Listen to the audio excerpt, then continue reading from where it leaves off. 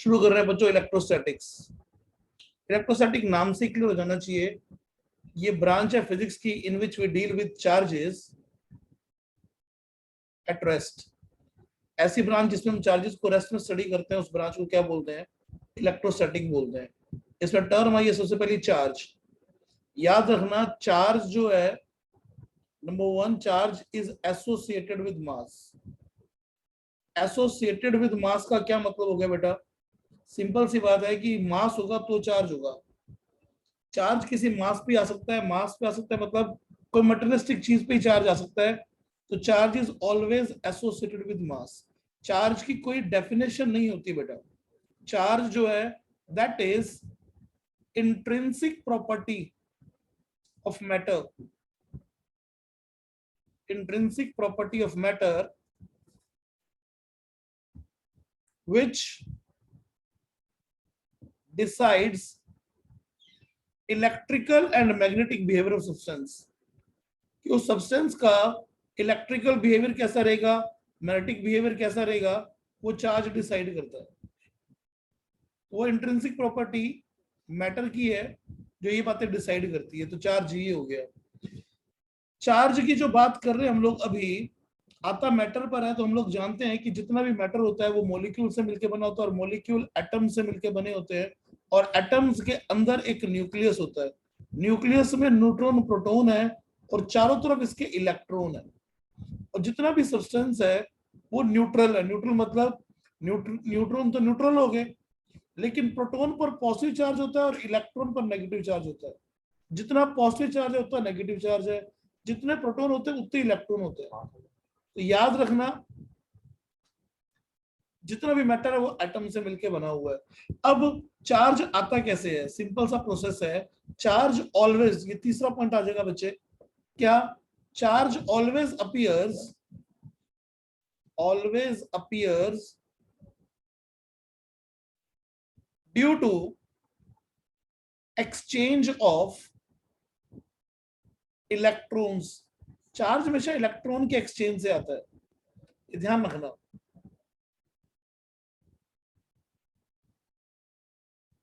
Charge हुआ कैसे आएगा? चार्ज आएगा इलेक्ट्रॉन के एक्सचेंज से। प्रोटॉन का एक्सचेंज नहीं हो सकता, क्योंकि प्रोटॉन न्यूक्लियस के अंदर है, और न्यूक्लियर फोर्सेस जो होते हैं वो नेचर के सबसे स्ट्रॉन्ग फोर्सेस होते हैं। ध्यान रखना, जो चार्ज है वो सिर्फ और सिर्फ इलेक्ट्रॉन के एक्सचेंज से आएगा। ठीक है ना? इलेक्ट्रॉन निकाले जाएंगे, इलेक्ट्रॉन दिए जाएंगे, उनको निकालना या देना आसान है। तो charge always appear due to exchange of what? Due to exchange of electrons. ये चीज ध्यान रखनी है हमें। ठीक है? अब देखिए क्या चीज होती है, जितना भी आपके पास कोई मैटर है, let me see, Parth Soni admit, Komal is joining, let me see. देखते हैं बच्चों, किसी मैटर का मास हमने मान लिया m है, और ये न्यूट्रल है। न्यूट्रल का क्या मतलब हो गया? कि जितने प्रोटॉन है उतने इलेक्ट्रॉन है। अब सिंपल सी बात देखिए, सपोज कीजिए हमें किसी चीज को पॉजिटिव चार्ज करना है। पॉजिटिव चार्ज करने के लिए इलेक्ट्रॉन वहां से क्या करने पड़ेंगे? हमें रिमूव करने पड़ेंगे। इलेक्ट्रॉन रिमूव करोगे यानी उस सब्सटेंस पर चार्ज तो पॉजिटिव आ जाएगा, लेकिन उसका कुछ मास कम हो जाएगा, और चार्ज आ गया उस पर positive, because electrons are removed. और अगर आप उसको कुछ इलेक्ट्रॉन देते हो, क्योंकि charge always appear due to exchange of electrons. अगर इलेक्ट्रॉन्स गिवन है तो सर्टेन है कि उस पर नेगेटिव चार्ज आएगा। नेगेटिव चार्ज आएगा और वो सब्सटेंस का मास थोड़ा बढ़ जाएगा। क्या तुम सबको बात समझ में आ गई है? बता दो बच्चों। Yes sir.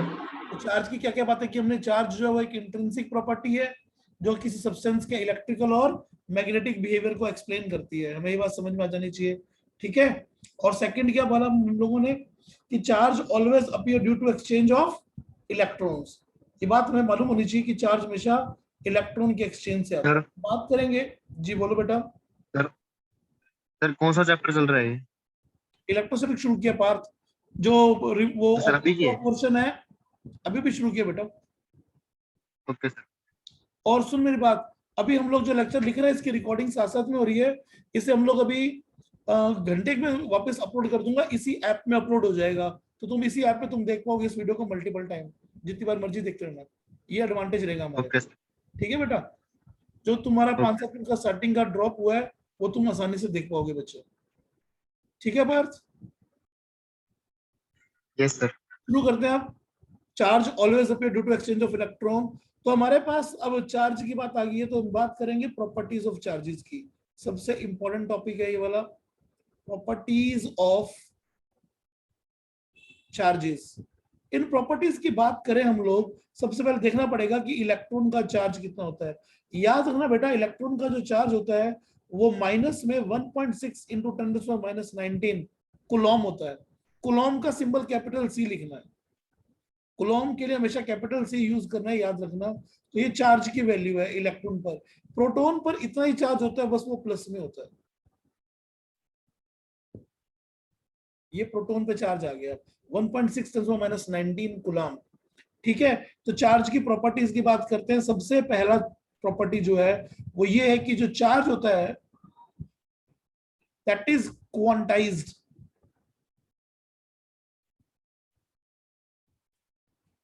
Charge is quantized. Quantize एक वर्ड आया यहां पर जिसे हमें समझना होगा। क्वांटाइज में जो वर्ड छुपा हुआ है वो वर्ड है क्वांटा, और क्वांटा का मतलब होता है पैकेट। चार्ज इज क्वांटाइज का मतलब कि चार्ज की जो वैल्यू होगी वो हमेशा ई के इंटीग्रल मल्टीपल के फॉर्म में होगी। अब चार्ज आ तो प्लस एन नहीं या माइनस एन नहीं सकता है, वो डिपेंड करता है कि इलेक्ट्रॉन्स गिवन है या रिमूव्ड है। लेकिन एन पक्का क्या होगा, एन पक्का एक इंटीजर होगा, क्योंकि या तो एक इलेक्ट्रॉन का एक्सचेंज होगा, या 2 का, या 200 का, या 2 करोड़ इलेक्ट्रॉन का एक्सचेंज हो जाएगा, लेकिन होगा वो इंटीजर ही। कभी 1.5, 2.5, 2, 2.25 ऐसे इलेक्ट्रॉन का एक्सचेंज नहीं हो सकता। N can not be fractional. तो Q equal to plus minus N E. क्या तुम्हें चार्ज की पहली प्रॉपर्टी समझ में आ गई बच्चों, कि जो चार्ज होता है वो क्वांटाइज होता है, और मिनिमम क्वांटा कितना हो गया। तो किसी भी बॉडी पर जो मिनिमम चार्ज हो सकता है वो या तो प्लस ई आएगा या माइनस ई आएगा। This is the minimum possible charge. जवाब दीजिए, क्या यहां तक बात समझ में आई क्या?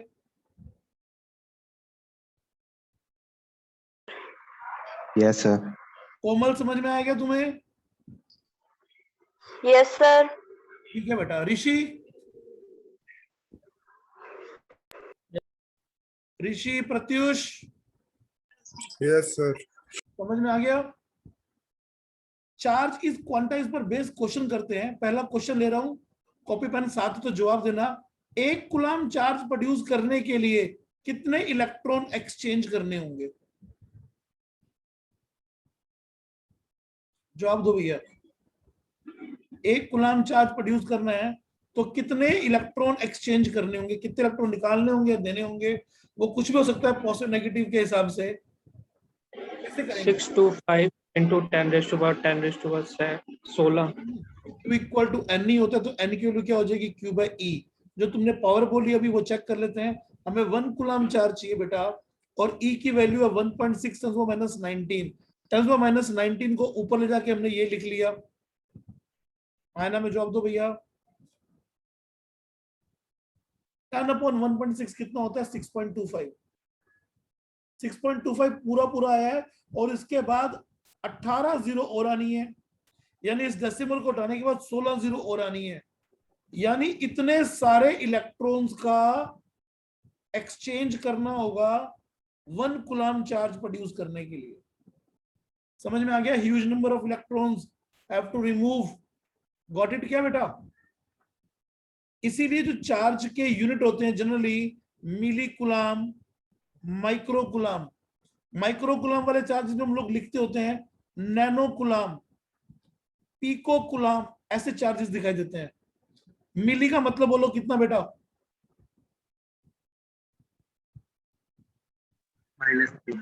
-3। माइक्रो -6 और नैनो -9 पीको -12 -12। ये सारे नाम पता होने चाहिए भैया। पी का मतलब पीको है। क्लियर है क्या? पीको के बाद -15 वाला आ सकता है। -15 न्यूक्लियस का साइज। फर्मी या फेम्टो, फेम्टो बोलते हैं। फर्मी का मतलब तो मीटर में ले जाएंगे हम लोग, वो फेम्टोमीटर हो जाएगा। समझ में आ गया कि चार्ज को क्यों milli coulomb, micro coulomb, nano coulomb में लिखा जाता है? क्योंकि कूलाम के लिए बहुत सारे इलेक्ट्रॉन को एक्सचेंज करना पड़ता है एक्चुअली। जवाब दीजिए, समझ में आ गया तुम सबको क्या? Yes sir. सेकंड क्वेश्चन बड़ा इंपॉर्टेंट क्वेश्चन है, सोच समझ के जवाब देना। एनसीईआरटी की प्रॉब्लम है। शुरू कर रहा हूं, ध्यान से सुनना भैया। क्वेश्चन की वर्डिंग बिल्कुल सिंपल सी है। 1 कप, कोई आपके पास वाटर है, 1 कप हो सकता है, 1 गिलास हो सकता है, साइज दे देगा थोड़ा बहुत कि 1 कप वाटर है। कहता है इसमें टोटल कितना पॉजिटिव या कितना नेगेटिव चार्ज है। वो जानता है कि न्यूट्रल वाटर है, लेकिन उस न्यूट्रल वाटर में कितना पॉजिटिव या कितना नेगेटिव चार्ज है, इतना ही लिखा हुआ है। 1 cup water, what do you think, how to start it? Sir पहले सर मोल निकाल लेंगे, वेरी गुड भाई। मोल से सर मोलिक्यूल निकाल लेंगे। आवाज किसकी आ रही है? याद नहीं यार, ध्यान नहीं आ रहा अभी। सर कार्तिक क्या रही है सर? हाँ कार्तिक। कहा गया कि पहले एक सर कप, मोल। कह रहा है कि 1 कप के अंदर कितने मोल वाटर है वो निकाल लेंगे। तो मोल वाटर निकालने के लिए आपको 2 चीजें चाहिए भैया। पहले तो कि गिवन कितने मास, मोलर ग्राम मास। पानी ले उसमें। 250 ग्राम। 1 कप में पाइया पानी कह रहा है भाई साहब ये। कोई बात नहीं, 250 ले लो, 100 ले लो, 150 ले लो। इससे एक बात को नोटिस करना, इन सब ग्राम वैल्यूज के साथ बेटा जो ऑर्डर बनेगा ना वो सेम बनेगा। सिर्फ ये वाली वैल्यू चेंज हो रही है, 10, 15, 25। यानी बहुत बड़ा फर्क नहीं पड़ेगा आंसर में। आप इनमें से कोई भी रैंडम ऑप्शन पिक कर सकते हैं। 100 ग्राम, 150 ग्राम, 250 ग्राम। कैलकुलेट करते हैं। 1 मोल वाटर का मतलब 18 ग्राम पानी हो गया। आया ना? में जवाब दो भाई। हाँ जी सर। 16 इसके और 2 इसके। सर 18 ग्राम पानी का मतलब 1 मोल होता है। आप इसमें से आसान करने के लिए 180 ग्राम ले सकते हो। हालांकि जो मर्जी पिक करो कोई फर्क नहीं पड़ता। 100 पिक करोगे तो नंबर ऑफ मोल्स कितने हो गए? नंबर ऑफ मोल्स हमने लिखे, नंबर ऑफ मोल्स। अगर 100 ग्राम भी मानते तो इतने मोल आ गया। तो नंबर ऑफ मॉलिक्यूल्स कितने आ जाएंगे भाई? Na से मल्टीप्लाई कर देंगे। एवोगैड्रो नंबर से मल्टीप्लाई कर दिया गया जी। इतने मोल्स थे 1 मोल में एवोगैड्रो, तो इतने मोल में इतने नंबर ऑफ मॉलिक्यूल्स आ गए। अब अगली प्रोसीडिंग क्या रखें कि टोटल चार्ज निकाल पाए पॉजिटिव? ये तो नंबर ऑफ मॉलिक्यूल्स आ गए। H2O के सर उसमें एक सर मॉलिक्यूल में कितना पॉजिटिव चार्ज हो सकता है? इसमें कितने 10 इलेक्ट्रॉन, कितने प्रोटॉन। प्रोटॉन है, गिन लो। ऑक्सीजन 8 है, 8 इसके। तो 8 8। प्रोटॉन इसके और 2 प्रोटॉन इसके, तो टोटल प्रोटॉन कितने हो गए? 10। 10 प्रोटॉन या 10 इलेक्ट्रॉन गिन सकते हैं। तो टोटल चार्ज अब लिख रहे हैं जी। देखो क्या लिखूंगा, 10 प्रोटॉन है आपके पास, 1 मॉलिक्यूल का चार्ज इतना है। और टोटल मॉलिक्यूल आपके पास कितने हैं? टोटल मॉलिक्यूल आपके पास 100 Na/18।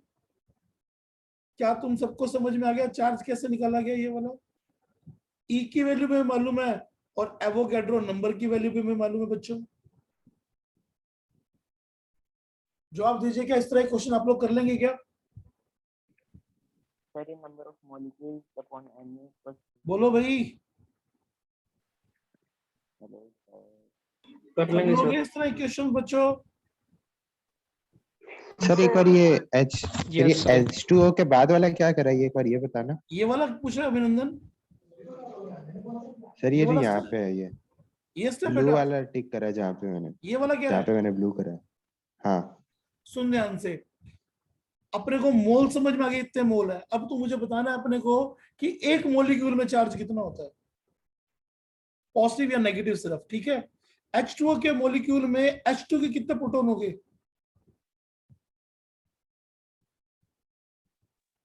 2 और ऑक्सीजन के कितने प्रोटॉन हो गए बेटा?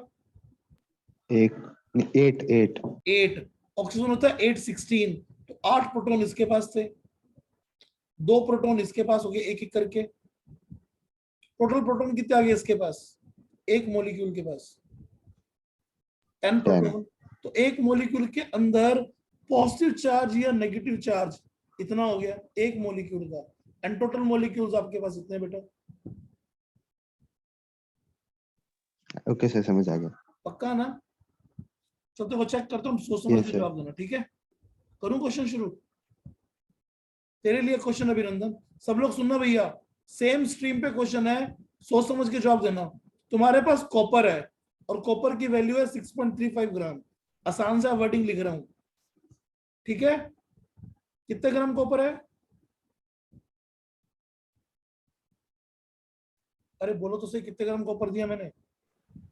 6.35 और उसको किसमें चेंज किया है? 65 ग्राम सारे सारे Copper 2 एटम्स plus को मैंने CO2 किसमें चेंज कर दिया? सारे copper atoms. Plus 2। Total charge बताना सैंपल में कितना होगा। इसका एटॉमिक वेट गिवन है 63.5। अपने स्पीकर्स म्यूट कर लीजिए एक बार, माइक म्यूट कर लीजिए, माइक म्यूट कर लीजिए अपने। 63.5 ग्राम इसका एटॉमिक वेट है। बता दो कैसे करोगे?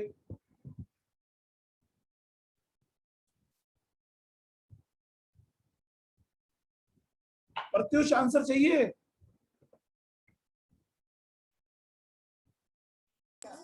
Yes, sir. कितने मोल को परोगे बच्चों? 0.1 6.35 बाय 63.5। सही है जी। 1/10 तो मोल आ गए। तो आपके पास टोटल एटम्स कितने आ गए? Na/10। Na/10 एटम्स आ गए हमारे पास, कोई डाउट नहीं है। हर एटम में से कितने इलेक्ट्रॉन निकालने हैं? तो इलेक्ट्रॉन्स रिमूव्ड कितने आ गए?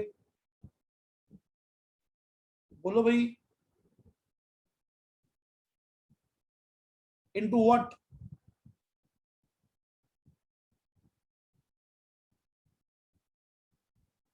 इलेक्ट्रॉन्स रिमूव्ड बेटा, या क्या मार्क करना है? किसमें कन्वर्ट किया था कॉपर को?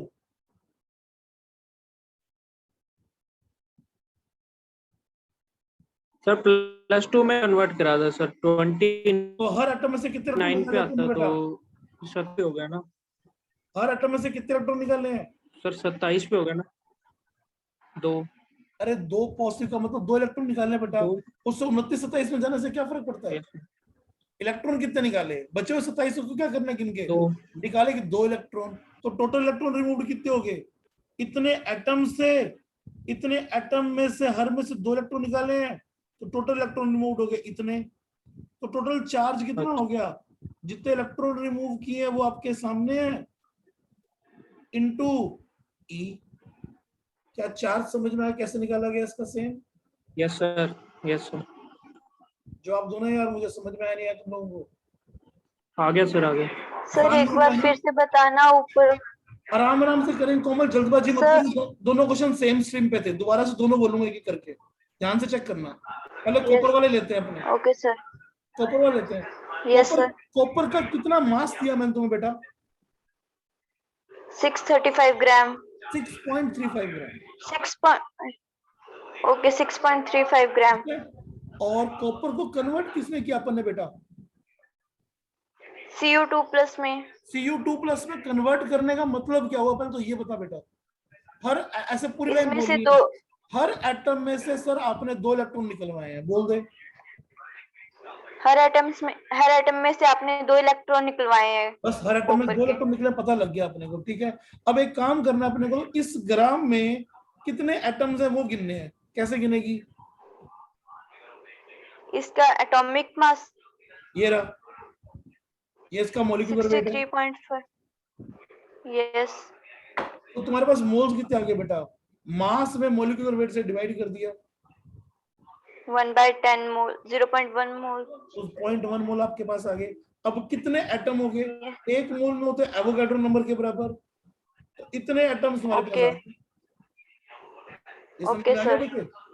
अब हर यस सर। इलेक्ट्रॉन रिमूव किए थे तुमने, तो इलेक्ट्रॉन 2। टोटल इलेक्ट्रॉन रिमूव कितने आ गए बेटा? Na/5। Na/5। टोटल चार्ज कितना आ गया बेटा? Na/5 इंटू ये इलेक्ट्रॉन की संख्या होगी into Ne। Q equal to क्या होता है? हमने बोला Ne होता है। मैं ये वाला N yes. Number of electron removed है। Yes sir. Yes sir. ठीक है जी, तो चार्ज की पहली प्रॉपर्टी समझ में आ गई charge is excuse me quantized. Sir. हाँ जी सर बोल सर यहाँ पे सर कॉपर के यहाँ सर कोई और मेटल होता है सर, कोई फर्क नहीं पड़ता ना सर उससे? बेटा, डिपेंड करता है ना कि वो कन्वर्ट किस में करना है। मेटल में अब तो सपोज कर नहीं सर, एल्यूमिनियम ले नहीं लेता नहीं, है, अगर सर +2 में, हाँ +2। उससे कोई फर्क नहीं पड़ता, लेकिन वो देखना पड़ेगा ना कि मास कितना है, मोलिकुलर वेट कितना है, मोल्स कितने आएंगे, स्टेप यही रहेंगे बेटा। अब एल्यूमिनियम को किस में चेंज करता, हो सकता है डाई पॉजिटिव में चेंज करे, डाई पॉजिटिव में चेंज करे, ट्राई पॉजिटिव में चेंज कर दे। तो वो डिपेंड करता है कि क्या ले रहा है, कितना उसका मास गिवन है और उस खुद का मोलिकुलर वेट कितना है, ताकि एग्जैक्ट नंबर ऑफ मोल्स आप निकाल पाओ। आया समझ में ओके बेटा? सर, आ गया सर। जी बेटा, तो हमारे पास ये फर्स्ट प्रॉपर्टी पूरी हुई चार्जेस क्वांटाइज्ड की।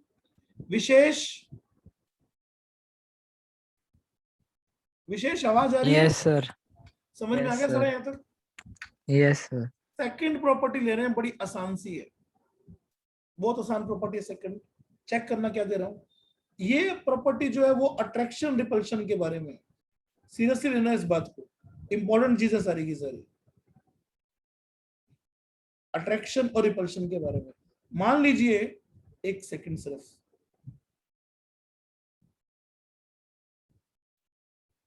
मान लीजिए आपके पास दो पॉजिटिव पॉइंट चार्जेस हैं, एक चार्ज ये रहा, एक चार्ज ये रहा, लेकिन दोनों के दोनों पॉइंट चार्जेस हैं। आज पहली बार आप ये शब्द सुन रहे हैं, इसे डिफाइन कीजिएगा। What you mean by point charge? तो मैं तुमसे डेफिनेशन पूछूं तो तुम क्या डेफिनेशन दोगे पॉइंट चार्ज की? साइज को लेके कमेंट करेंगे। पॉइंट चार्ज का मतलब जिसका साइज जो होगा वो बहुत माइन्यूट होगा, वेरी डिमिनिश्ड साइज। ऐसे डायग्राम बना दिया कि ये दो पॉइंट चार्जेस पड़े। बात समझ में आ गई? बात समझ में आ गई? पॉइंट चार्जेस क्या होते हैं? सर पॉइंट चार्ज बोलते हैं क्या? पॉइंट चार्ज क्या बोल रहे डिस्टेंस है हैं? सर उसका। सर जैसे सर एक सर ग्रेविटेशन के अंदर बोला सर, पॉइंट ग्रेविटेशन में पॉइंट मास तो बोलते हैं, बस जिसका साइज नेग्लिजिबल हो जाए, ये ध्यान रखना। जिसका साइज क्या हो जाए? नेग्लिजिबल। क्लियर है? ठीक है। जवाब दीजिए। हाँ जी सर, क्लियर सर है एक बार फिर बता दो। सिंपल सी बात बोलिए कोमल, अभी तक तो एक टर्म नहीं बताई, और नई टर्म का नाम है बेटा point charge. Point charge, okay point sir. Mass, ऐसे टर्म हम लोग पढ़ते हैं। पॉइंट मास हमने टर्म पढ़ी थी सेंटर ऑफ मास वाले चैप्टर में। पॉइंट चार्ज हम पढ़ रहे हैं यहाँ पे। तो पॉइंट का मतलब जिसका डिस्ट्रीब्यूशन एक पॉइंट पर शो किया जा सके, जिसका साइज नेग्लिजिबल है। Okay sir. अच्छा ये बता, ये डिस्ट्रीब्यूटेड मास है या नहीं है? ये मास रोड पे आ गया तो डिस्ट्रीब्यूटेड मास हो गया। हाँ ये एक Yes, डिस्क sir. कर दी मैंने, तो ये भी डिस्ट्रीब्यूटेड मास है। Yes sir. क्लियर है? लेकिन ये कैसा डिस्ट्रीब्यूशन जो यहाँ मार्क किया था अपन ने, ये वाला, हम बोलेंगे ये पॉइंट डिस्ट्रीब्यूशन। मिनिमाइज तो पॉइंट Point साइज क्या distribution. होता है? जिसका साइज बिल्कुल नेग्लिजिबल हो। प्रॉपर्टी बता रहा हूँ, प्रॉपर्टी ध्यान सुनना जी। अगर आपके पास पॉइंट चार्जेस हैं, सेम पोलैरिटी के हैं, तो पक्का रिपेल करेंगे। नेगेटिव नेगेटिव क्या करेंगे? अगर दोनों नेगेटिव नेगेटिव हुए तो ये भी रिपेल करेंगे। एक पॉजिटिव और एक नेगेटिव हुआ पॉइंट चार्ज। ध्यान से सुनना, बहुत इंपॉर्टेंट डिस्कशन है ये वाली। पॉजिटिव नेगेटिव को क्या करेगा? अट्रैक्ट करेगा। क्या समझ में आ गया? पॉइंट चार्ज पॉजिटिव पॉजिटिव हो तो रिपेल, नेगेटिव नेगेटिव हो तो repel, positive negative opposite polarity तो अट्रैक्ट करेगा। क्या ये समझ में आया क्या? Yes sir. Yes, sir. सबसे इंपॉर्टेंट बात, सपोज करो तुम्हारे पास एक स्केल है, प्लास्टिक का एक स्केल है। तुमने इस स्केल को अपने ड्राई हेयर के अंदर रब किया, अपने सर पे रगड़ा। ड्राई हेयर थे तुम्हारे, सूखे बाल थे तुम्हारे, तुमने रब किया, और उसके बाद तुम उस स्केल को लाइट पेपर पीसेस के पास लेके आए। ये पेपर का पीस है एक, और मान लो इस स्केल पे पॉजिटिव चार्ज आ चुका था, जो कि रब करने के बाद जनरली आ जाता है। कैसे आता है? ये हमारे अगले टॉपिक में पढ़ेंगे, चार्जिंग मेथड में। हम लोगों ने छोटे तो काम किया हुआ है कि सूखे बालों में पेन को या स्केल को रगड़ें और कागज के हल्के टुकड़ों के पास लेके जाएं, तो कागज के हल्के टुकड़े जो होते हैं वो अट्रैक्ट होते हैं, जबकि वो तो न्यूट्रल थे। ध्यान रखना, अट्रैक्शन शो हो गया है एक चार्ज्ड बॉडी में और एक ऐसी बॉडी है न्यूट्रल बॉडी है। A charged body can attract neutral body बेटा। कैसे अट्रैक्ट कर लिया होगा, तुम्हें क्या लगता है? ऐसे कैसे अट्रैक्ट कर लिया होगा? देखना, जैसे ही इस पॉजिटिव चार्ज को आप इसके पास लेके आते हैं तो इसके अंदर चार्जेस का पोलराइजेशन हो जाता है। पोलराइजेशन का मतलब पॉजिटिव एक तरफ और नेगेटिव एक तरफ। ये कैसे हो जाता है ये भी पता लगेगा, लेकिन पॉजिटिव नेगेटिव एक एक तरफ हो जाते हैं, क्योंकि ये पॉजिटिव है तो नेगेटिव इधर एक्यूमुलेट होगा इस साइड में, नजदीक वाली साइड में, और पॉजिटिव दूसरी तरफ एक्यूमुलेट होगा। देखो ये ऐसे होता है, एटम के अंदर पॉजिटिव चार्ज और चारों तरफ इलेक्ट्रॉन होगा। ये कि ये वाला पॉजिटिव चार्ज जब आप यहां लेके आए तो ये इन इलेक्ट्रॉनों पर जो घूम रहे हैं इन्हें अपनी तरफ इकट्ठा कर लेगा, तो इलेक्ट्रॉन क्लाउड एक तरफ हो गया। इलेक्ट्रॉन क्लाउड क्योंकि एक तरफ हो गया तो पॉजिटिव का क्लाउड दूसरी तरफ हो गया, तो एक तरफ नेगेटिव का एक्यूमुलेशन शो कर दिया और एक तरफ पॉजिटिव का एक्यूमुलेशन शो कर दिया। अब क्या होगा, ये पॉजिटिव नेगेटिव की दूरी कम है, पॉजिटिव पॉजिटिव की दूरी ज्यादा है, अट्रैक्शन भी हो रहा होगा, रिपल्शन भी हो रहा होगा, लेकिन अट्रैक्शन रिपल्शन से स्ट्रॉन्ग होगा क्योंकि दूरी कम है। बात समझ में आई?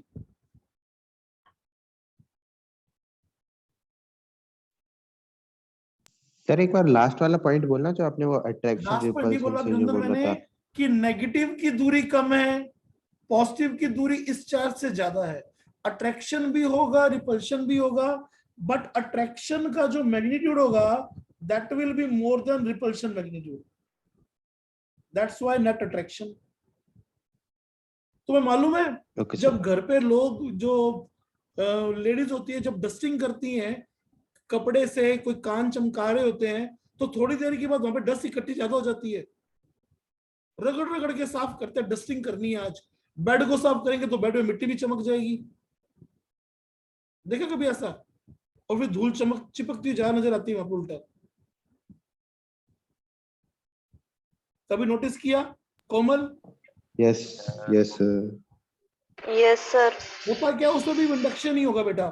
जिस चीज को, जिस स्क्रीन को, जिस बेड को तेजी से रब किया गया था वो चार्ज हो जाएगा, मे बी पॉजिटिव नेगेटिव जो मर्जी हो। डस्ट पार्टिकल का क्या हो जाएगा, पोलराइजेशन, तो ज्यादा अट्रैक्ट होकर उसके साथ चिपकेगा बेटा।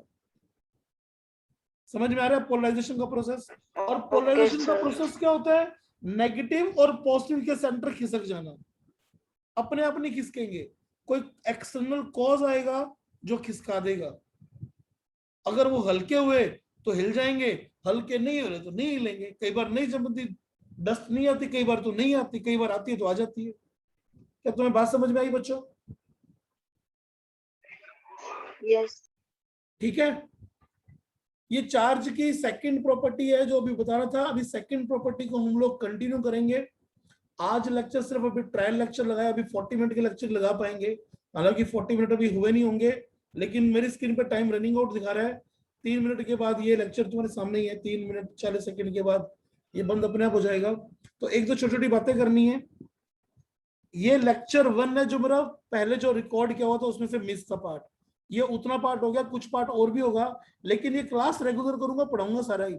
लेकिन इसकी 2 तरह की रिकॉर्डिंग रहेगी, जो अभी अब है ये वाली भी, और जो पहले तुम्हें दे रखी है वो वाली भी।